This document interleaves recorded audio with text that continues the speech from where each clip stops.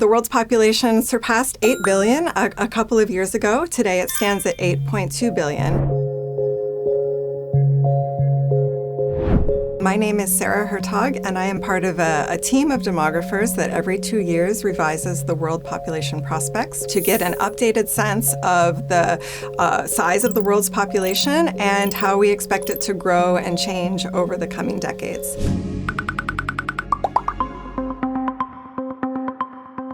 One of the key findings from our new report is that we do expect that the size of the world's population is going to peak within the current century. We estimate that it will reach that peak of about 10.3 billion people sometime probably around the 2080s. We know that the population at its peak is going to be larger than it is today, and it's going to be much older than it is today. The age structure will have shifted to older ages. What that means for our societies and the implications for sustainable development hinge on how well we plan for that larger and older world population today and in the coming years. We know that there are some countries that are expected to double before the middle of the century in terms of population. They continue to have extremely high fertility and to grow at a very fast rate. The challenge in these countries is to meet the needs of that growing population, to make sure that children have access to education and healthcare, that women and men have access to sexual and reproductive health, that there's jobs to absorb the large numbers of young people who are entering the workforce. In other countries where population is aging very rapidly or declining, there are economic challenges associated with that. There are social challenges. We need policies to ensure that people have what they need and that no one is left behind. The three components of population change are fertility, the number of births, mortality, the number of deaths, and then at the country level, net international migration. Of course, at the global level, net international migration is equal to 0.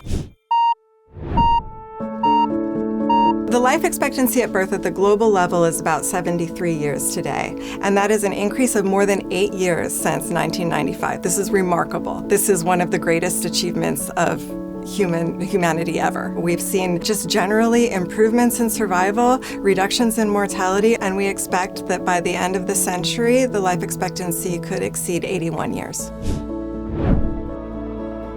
Today, at the global level, the total fertility rate is about 2.2 children per woman, and that's almost 1 child per woman less than it was in 1990.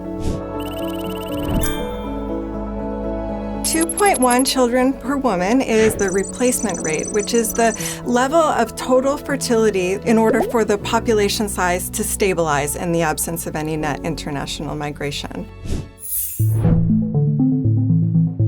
Population trends are integrally related to gender equality. In many parts of the world where fertility remains very high and the population is growing, women are having more children than they say that they want. When women have an education, when they have access to the tools and resources, information, and family planning that they need to make decisions about the number, timing, and spacing of their children, that we see fertility fall. Where fertility is very low and populations are declining, what we see is a lot of women are having fewer children than they say that they want. And I think gender equality is at the heart of that as well.